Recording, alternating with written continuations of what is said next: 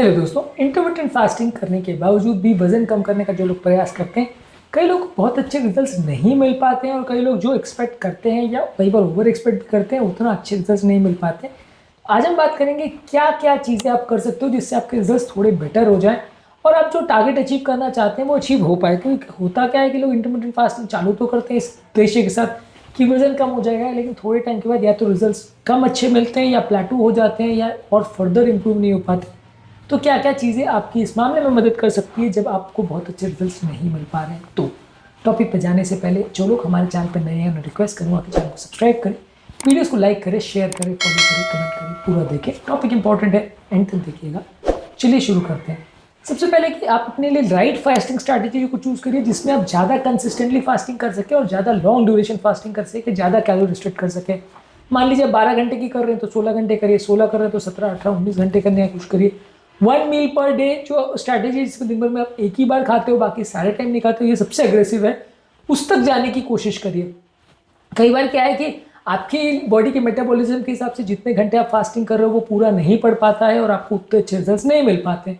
अब वैसे केस में अगर आपकी बॉडी की रिक्वायरमेंट और ज़्यादा है और आपका इंसुलिन रेजिस्टेंस रिस्पॉन्ड नहीं कर रहा है तो आपको और ज़्यादा अग्रेसिव स्ट्रैटेजी के लिए जाना पड़ेगा और आपको 16 के बदले 17, 18, 19, 20 जितने घंटे आप मैक्सिमम खींच सकते हो उतना करने का प्रयास करना पड़ेगा। या तो आपको फिर स्ट्रैटेजी चेंज करना पड़ेगा। मान लीजिए कोई ऑल्टरनेट डे फास्टिंग स्ट्रैटेजी है या 5:2 स्ट्रैटेजी है, कोई और स्ट्रैटेजी अगर आपको ज़्यादा बेटर सूट करे तो आप उसको ही ले जा सकते हैं।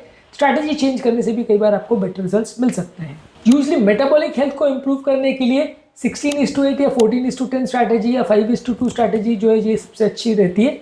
और अगर आप ऑटोफैजी या सेल्यूलर रिपेयर करना चाहते हैं या अपनी लाइफ को बढ़ाना चाहते हैं, उम्र को बढ़ाने के लिए अगर प्रयोग करना चाहते हैं तो लॉन्ग ड्यूरेशन फास्ट यानी 24 घंटे का फास्ट या 36 से 48 घंटे का एक्सटेंडेड फास्टिंग ये सबसे अच्छे फास्टिंग माने जाते हैं।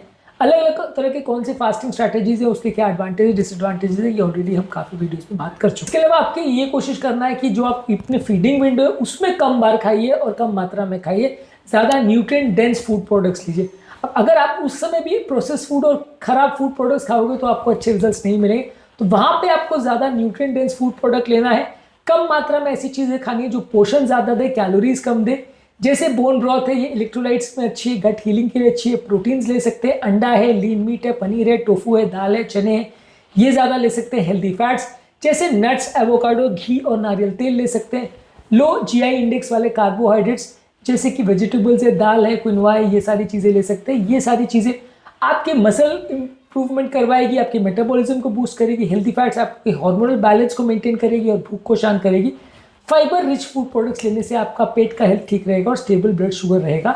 ये सारे फूड प्रोडक्ट्स की डिटेल लिस्ट हमने ऑलरेडी काफ़ी वीडियोस में कवर करी है। इसके अलावा कौन कौन से ऐसे मिस्टेक्स है जो आपके फास्टिंग के प्रोग्रेस को इनहिबिट करते हैं। एक तो ये कि आप अपने फीडिंग विंडो में अगर ओवर ईटिंग कर रहे हो तो वो नुकसानदायक, उससे आपको रिजल्ट उतने अच्छे नहीं मिलेंगे।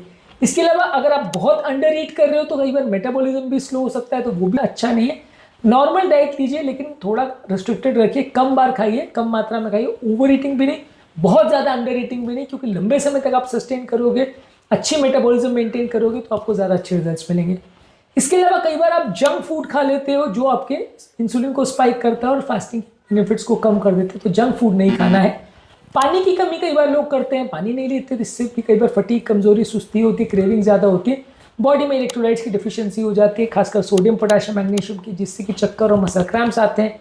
इसका सोल्यूशन ये है कि पानी ज़्यादा लीजिए, ब्लैक टी, हर्बल टी ये सब ज़्यादा लीजिए, नारियल पानी ले सकते हैं, नींबू पानी ले सकते हैं। ये सारी चीज़ें आपके इलेक्ट्रोलाइट्स को सप्लीमेंट करने में और बॉडी की हाइड्रेशन को मेंटेन करने में उपयोगी है। इसके अलावा एक्सरसाइज बढ़ाइए, 3 से 5 बार एटलीस्ट हर हफ्ते में एक्सरसाइज करिए। इससे आपका ओवरऑल एक्सरसाइज से मेटाबॉलिज्म भी बेटर होगा। लाइट टू मॉडरेट एक्सरसाइज करिए, वॉकिंग, रनिंग, जॉगिंग, योगा, प्राणायाम, ये सारी चीज़ें करिए। इसके अलावा अग्रेसिव एक्सरसाइज भी करिए, वेट ट्रेनिंग भी करिए, high intensity interval training, HIIT exercise ये भी कर सकते हैं। ये वेट लॉस के लिए अच्छा है, ये वेट लॉस के लिए अच्छा है, लेकिन बहुत प्रोलॉन्ग फास्ट करते हैं तो फिर इसको अवॉइड करिए, क्योंकि इसमें मेटाबॉलिज्म थोड़ा गड़बड़ हो सकता है, बॉडी में ज़्यादा सुस्ती, कमजोरी हो सकती है। ज़्यादातर आपको फास्टिंग में कोशिश ये करनी चाहिए कि खाना खाने से जस्ट पहले एक्सरसाइज करिए और आप या तो खाना खाने के तुरंत बाद कर सकते हैं। इसके अलावा स्लीप पर फोकस करिए। अच्छी स्लीप होने से आपकी बॉडी के स्ट्रेस हार्मोन्स और कॉर्टिसोल बेटर होते हैं, जिससे फूड मैनेजमेंट बेटर होता है, फूड की क्रेविंग्स कम होती है। कोशिश करिए कि एटलीस्ट 7 से 8 घंटा आपको नींद मिलनी चाहिए।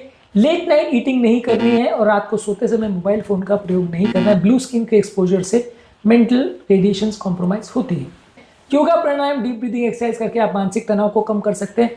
फास्टिंग के स्ट्रेस को भी थोड़ा कम रखिए, बहुत ज़्यादा मानसिक तनाव नहीं होना चाहिए क्योंकि इससे भी कोर्टिसोल बढ़ता है, ये भी हेल्थ के लिए उतना अच्छा नहीं है। इसके अलावा आप कई बार फैट लॉस के लिए कीटो भी इसमें यूज़ कर सकते हैं, यानी कि बहुत लो कार्बोहाइड्रेट और हाई कीटो के फूड को ले सकते हैं।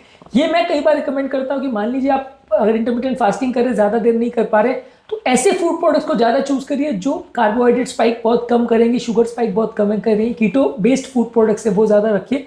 ये आपकी हंगर को स्टेबलाइज करते हैं, भूख कम करते हैं, ब्लड शुगर लेवल्स को स्टेबलाइज करते हैं। इसके अलावा आप कई बार एथलीट्स हो गए, पेशेंट्स में कार्बोहाइड्रेट की साइकिलिंग भी कर सकते हैं, जहाँ पे आप कई बार फ्रूट, स्वीट पोटैटोज और दाल ये सारी वर्कआउट के दिन पे ज़्यादा ले सकते हैं ताकि मेटाबॉलिज्म बहुत ज़्यादा स्लो भी ना हो जाए। तो ओवरऑल कई बार फूड को चेंज करने से या फूड के पैटर्न को चेंज करने से, कई बार कीटो डाइट उसमें इंकॉर्पोरेट करने से या मेडिटेरियन फूड प्रोडक्ट को इंकॉर्पोरेट करने से भी आपको थोड़े बेटर रिजल्ट्स मिल सकते हैं। इसके अलावा आप कई बार बहुत लॉन्ग फास्टिंग के लिए भी जा सकते हैं, एक्सटेंडेड फास्टिंग के लिए भी बीच बीच में जा सकते हैं, जिससे आपका बॉडी का सेल्फ हीलिंग एक्टिवेट होगा, इंसुलिन रेजिस्टेंस कम होगा और महीने में एटलीस्ट 2 बार आप कोशिश करिए कि 48 आवर्स तक भी आप फास्टिंग कर सकते हैं। 36 से 48 घंटे की यदि आप फास्टिंग करते हैं महीने में 2 बार एक्सटेंडेड वे में, तो इससे भी आपको और अच्छे रिजल्ट्स मिल सकते हैं और आपका ओवरऑल बॉडी का हीलिंग मैकेनिज्म और अच्छा हो जाएगा, बहुत सारी तरह की बीमारियों को कम करने में एक्स्ट्रा मदद करेगा। कुछ भी अगर प्रॉब्लम हो रही है या बॉडी के अगर सॉफ्ट सिग्नल्स मिल रहे हैं जो इंडिकेट करती है कि प्रॉब्लम हो रही है, तो उस समय आप रुक जाइए, प्रॉपर वे पे बॉडी को रीसेट करिए और ओवर एग्रेसिव एक्सरसाइज मत करिए, क्योंकि कई बार आप जब बॉडी पर ध्यान नहीं देते और बॉडी के सिग्नल्स पर ध्यान नहीं देते तो हेल्थ बिगड़ सकती है, जिसकी वजह से आपका एक्सरसाइज करने का परफॉर्मेंस कॉम्प्रोमाइज़ हो सकता है, आपका फास्टिंग कॉम्प्रोमाइज़ हो सकता है और कई दिनों तक आप फास्ट ना कर पाओ, ऐसा हो सकता है। तो इस पर भी थोड़ा ध्यान दीजिए। तो बेसिकली आपको ये करना है कि पानी ज़्यादा लेना है, डाइट को प्रॉपर मैनेज करना है, फास्टिंग के ड्यूरेशन को बढ़ाना है, मेंटल स्ट्रेस को कम करना है, अलग अलग फास्टिंग शेड्यूल के साथ एक्सपेरिमेंट करना है, डाइट को इस तरह से प्लान करना है कि जो इंसुलिन रेजिस्टेंस को और कम करे, इंसुलिन के स्पाइक को और कम करे, उस तरह से प्लान करना है। ये सारी चीज़ों को आप ज़्यादा यूज़ कर सकते हो अपने फास्टिंग को और एग्रेसिव और अच्छा बनाने के लिए और सक्सेसफुल बनाने के लिए, ताकि आपको बेटर रिजल्ट्स मिलेंगे और आपका ओवरऑल फास्टिंग से जो आप अचीव करना चाहते हो वो टारगेट बेटर वे में अचीव हो पाएगा। उम्मीद करूँगा कि आज के टॉपिक में कुछ नई बातें जानने को मिली होगी। फास्टिंग के ओवरऑल स्ट्रैटेजीज, क्या खाना है क्या नहीं खाना है, क्या गलतियाँ करते हैं, सारी चीज़ों पर ऑलरेडी हम काफ़ी सारे वीडियोस कर चुके हैं, इनको देख लीजिएगा। उम्मीद करूँगा कि आज के टॉपिक में कुछ नया जानने को मिला होगा। जो लोग हमारे चैनल पर नए हैं उन्हें रिक्वेस्ट करूँगा कि चैनल को सब्सक्राइब करें, वीडियोज़ को लाइक करें, शेयर करें, फॉलो करें, कमेंट करें, पूरा